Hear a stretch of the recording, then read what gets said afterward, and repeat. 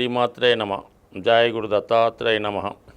ఈ వీడియోలో మనం ఏప్రిల్ 16వ తారీఖు నుంచి 30వ తారీఖు మధ్యలో జరగబోయే పక్ష ఫలితాలు మేషరాశి వారికి ఏ విధంగా ఉండబోతున్నాయి అన్న విషయాన్ని మనం ఈ వీడియోలో పరిశీలిద్దాం.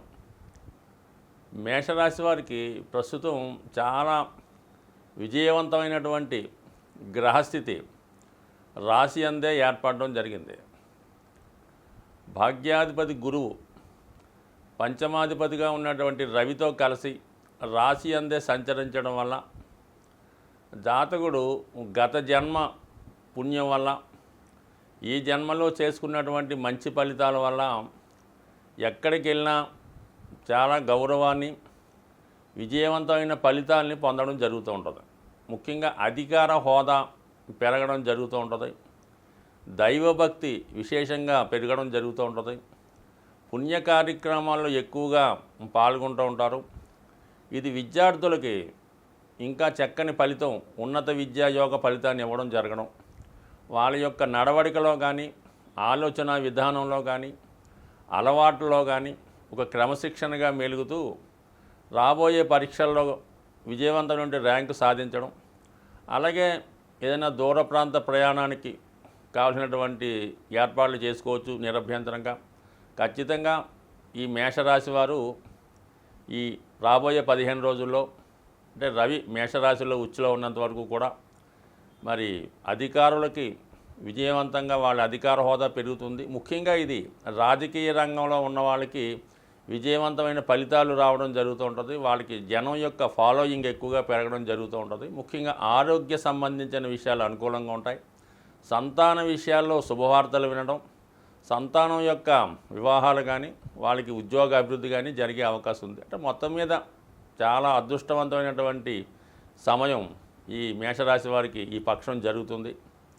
ఇంకా దీనికి అదనంగా ఏప్రిల్ 25వ తారీఖున శుక్రగ్రహం కూడా ఇదే రాశిలోకి ప్రవేశించడం వల్ల ఇది స్త్రీలకు చాలా అనుకూలమైనటువంటి స్థితి.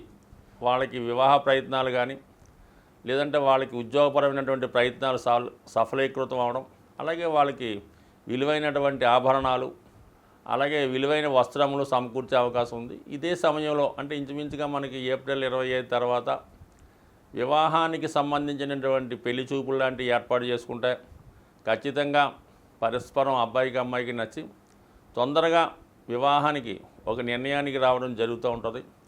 ఇది కన్స్ట్రక్షన్ రంగంలో ఉన్న వాళ్ళకి, సినిమా రంగంలో ఉన్న వాళ్ళకి, ముఖ్యంగా డైరెక్షన్ డిపార్ట్మెంట్లో ఉన్న వాళ్ళకి ఈ శుక్రగ్రహ మేషరాశి సంచార ఫలితాలు చాలా విజయవంతమైన ఫలితాలు రావడం, వాళ్ళు పరిశ్రమలో నిలదొక్కునే విధంగా అద్భుతమైనటువంటి ప్రశంసలు పొందడం, అలాగే వాళ్ళకి విజయవంతమైనటువంటి సక్సెస్ రావడం కూడా జరుగుతుంది. మొత్తం మీద ఏంటంటే ఈ శుక్ర గురు రవి ఫలితాలు జాతకుని మేషరాశిలో వాడిని ఏ రంగంలో ఉన్నా సరే నెంబర్ 1 స్థాయిలోకి నిలబెట్టే ప్రయత్నం జరుగుతూ ఉంటుంది.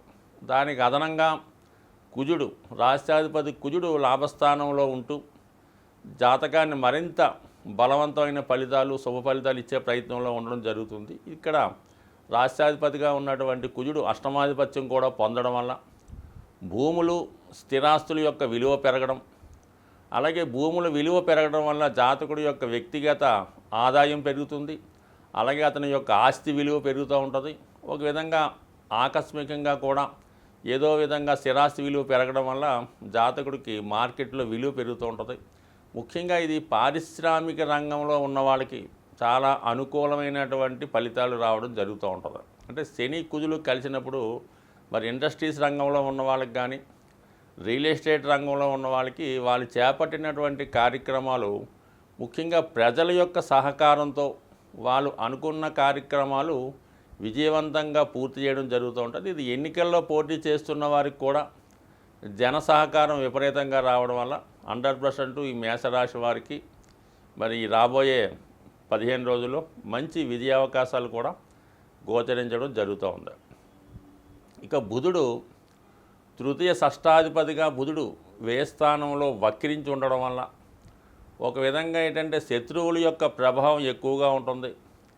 మీకు కావలసిన వారు, మీకు నమ్మకస్తులైనటువంటి వ్యక్తులు మిమ్మల్ని ఏదో విధంగా మోసం చేసే ప్రయత్నం చేస్తారు. చివరి నిమిషంలో మీకు హ్యాండ్ ఇవ్వడం కానీ, మీ యొక్క రహస్యాలు, మీరు చేస్తున్నటువంటి కార్యకలాపాలు ఇతరులకి తెలపడం వల్ల వాళ్ళు ఆర్థికంగా లాభం పొందినప్పుడు కూడా వ్యక్తిగతంగా మీరు నష్టపోయే అవకాశం ఉంది. ముఖ్యంగా దగ్గర బంధువుల వల్ల, రక్త సంబంధీకుల వల్ల, అన్నదమ్ముల వల్ల, స్నేహితుల వల్ల నష్టపోయే సూచనలు ఉన్నాయి.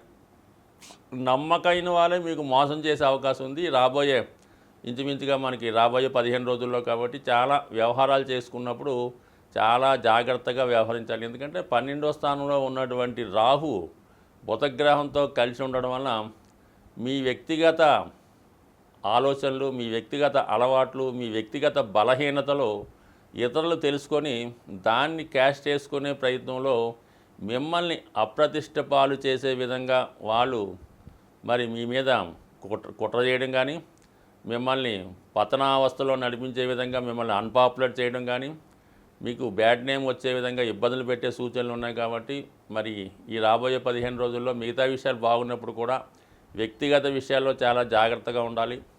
రహస్యాలను చాలా జాగ్రత్తగా కాపాడుకోవాలి. ఎట్టి పరిస్థితుల్లో కూడా మీ జీవితానికి సంబంధించినవి పర్సనల్ విషయాలు చాలా జాగ్రత్తగా వ్యవహరించండి. ఇతరులకి తెలియకుండా జాగ్రత్త పడడం అత్యంత అవసరమైంది. ఏదైనా గురువు రాశి అందు ఉండడం వల్ల దైవ బలంతో అన్ని రకాల అపకీర్తుల నుంచి కానీ, ఇబ్బందుల నుంచి కానీ దైవ అనుగ్రహంతో బయటపడే అవకాశం ఉంది. ప్రస్తుతం ఉన్నటువంటి గ్రహ సంచారాన్ని మనం పరిశీలించినప్పుడు మామూలుగా మనకి ఏప్రిల్ 25వ తారీఖు నుంచి శుక్రమౌఢ్యమి ప్రారంభం అవడం జరుగుతుంది. ఈ శుక్రమౌఢ్యం ప్రారంభమైనప్పుడు వివాహాలన్నీ సాధారణంగా చేయరు. అయితే ముఖ్యంగా ఈ వ్యాపార సంబంధించిన విషయాల్లో కూడా కొత్తగా వ్యాపారాలు ప్రారంభించే వాళ్ళు కూడా, ఎందుకంటే శుక్రుడు ధనకారకుడు, అందువల్ల శుక్రుడు మౌఢ్యంగా ఉన్నప్పుడు ఆ సమయంలో ప్రారంభించినటువంటి వ్యాపార సంస్థలు కానీ, వ్యాపారాలు కానీ ఆర్థికపరమైన ఇబ్బందులతో ఇబ్బంది పడుతుంటారు. కాబట్టి ఆ సమయంలో సాధ్యమైనంత వరకు వ్యాపారానికి సంబంధించినటువంటి కొత్తగా ప్రారంభిద్దాం అనుకున్న వాళ్ళు మాత్రం ఇంచుమించుగా మనకి ఏప్రిల్ 24 లోపు ప్రారంభించుకుంటే మంచిది తప్ప దాని తర్వాత మరి ప్రారంభించడం అంత శ్రేయస్కరం కాదు. నా అనుభవపూర్వకంగా చాలా గమనించిన తర్వాత ఈ విషయాన్ని జూడీగా చెప్పడం జరుగుతుంది. ఇంకా వివాహాలు ఈ ఆధారంగా ఎటు జరగవు, అది పక్కన పెట్టండి. అలాగే ముఖ్యంగా మనకి ఇంచుమించుగా రాబోయే శ్రావణ మాసం దాకా కూడా వివాహ ముహూర్తాలు లేకపోవడం వల్ల చాలా వరకు వివాహానికి సంబంధించిన విషయాల్లో తొందరపడడం జరుగుతూ ఉంటుంది. బట్ ఏదైనప్పుడు కూడా మరి శ్రీరామనవమి తర్వాత కళ్యాణం చేద్దామని చాలామంది ఎదురు చూస్తూ ఉంటారు. బట్ అనుకోకుండా ఈ శ్రీరామనవమి 17వ తారీఖు ఏప్రిల్ తర్వాత కొద్దిపాటి ముహూర్తాలే ఉండడం జరిగింది. సో ఈ కారణం వల్ల ఏంటంటే మరి కొంతమంది వివాహం నిశ్చయం అవ్వకుండా ఇంకా చాలా టైం ఉందని ఎవరైతే తొందరపడి ఇబ్బంది పడుతుంటారో వాళ్ళ తల్లిదండ్రులు కంపల్సరిగా, అంటే శ్రీరామనవమి ఎక్కడైతే మరి శ్రీరామనవమి రోజు సీతారాముల కళ్యాణం జరుగుతుందో ఆ కళ్యాణంలో మరి ఎవరికైతే సంతానానికి వివాహం జరగక ఇబ్బంది పడుతున్నారో వాళ్ళు కంపల్సరిగా ఆ తల్లిదండ్రులు వీలైతే సొంతంగా మీరు కళ్యాణం చేయించుకోవచ్చు. లేదంటే ఆ కళ్యాణంలో పాల్గొనడం అన్నది 100% విధి విధానంగా ప్రారంభం నుంచి ఎండింగ్ వరకు కూడా జాగ్రత్తగా అందులో పాల్గొండి. మరి అక్కడ ఉన్నటువంటి సీతారాములకి వాడినటువంటి తలంబ్రాలు వాడతారు కదా, బియ్యం అది తలంబ్రాలు, ఆ తలంబ్రాలు కొన్ని మీరు తీసుకొని కాబోయే ఎవరికైతే మీరు వివాహం చేద్దాం అనుకుంటున్నారో ఆ అబ్బాయికో తల మీద జల్లడం వల్ల చాలా తొందరగా మళ్ళీ వచ్చే శ్రీరామనవమి జరగకుండా వివాహం జరిగే అవకాశం ఉంది. అలాగే వివాహం కాని అబ్బాయిలు కానీ అమ్మాయిలు కూడా విడిగా కూడా పాల్గొచ్చు. వాళ్ళకన్నా పేరెంట్స్ పాల్గొనడం వల్ల చాలా ఎక్కువ ఫలితం ఉండే అవకాశం ఉంది. మరి చాలా సందర్భాల్లో ఏంటంటే కొంతమందికి అందుబాటులో లేకపోవచ్చు, కొంతమంది దూర ప్రాంతంలో ఉండొచ్చు, విదేశంలో ఉండొచ్చు. వాళ్ళు మనకి భద్రాచలంలో జరిగినటువంటి సీతారామ కళ్యాణం లైవ్ ఇస్తారు కదా, శ్రద్ధగా కళ్యాణం ప్రారంభమైన దగ్గర నుంచి ఎండింగ్ దాకా చాలా జాగ్రత్తగా చూడండి. అలాగే మీ ఇంట్లో ఉన్నటువంటి బియ్యాన్ని కూడా దగ్గర కొద్ది పెట్టుకొని అవే తలంబ్రాలుగా భావించి మీరు తల మీద వేసుకోవడం వల్ల కానీ పిల్లలకి వేయటం వల్ల 100% ఈ విధంగా కూడా మరి తొందరగా మీ ఇంట్లో కళ్యాణం జరిగే అవకాశం ఉంది కాబట్టి ఖచ్చితంగా ఈ అవకాశాన్ని పాల్గొండి. కేవలం ఈ శ్రీరామనవమిలో ఉన్నటువంటి పట్టాభిషేకం, కళ్యాణం అన్నది వివాహం సంబంధించిన విషయాల వాళ్ళకి కాకుండా చాలా కాలంగా ఉద్యోగం రాకుండా బాధపడుతున్న వాళ్ళు, అలాగే అన్నదమ్ముల మధ్య ఆస్తి తగాదాలు ఉన్నవాళ్ళు, కోర్టులో ఆస్తులు పోగొట్టుకున్న వాళ్ళు కూడా ఈ శ్రీరామనవమిలో పాల్గొని విధి విధానంగా మరి ఆ రోజు నియమంగా ఉండి ఆ పందిరిలో అందరు భక్తులకు సేవ చేయడం వల్ల మీరు కూడా పాల్గొనడం వల్ల చాలామందిని చూశాను నేను. సంవత్సరం తిరగకుండానే వాళ్ళకి ఉద్యోగాలు రావడం, వివాహం జరగడం. మీ ఎంత స్థాయి ఉంటుందో అంత స్థాయి కంపల్సరిగా ఈ సీతారాముల కళ్యాణం మీరు పాల్గొండి. వీలైతే మీరు సొంతంగా చేయించుకోండి. 100% మీకు చాలా మంచి ఫలితం రావడం జరుగుతుంది. స్వస్తి.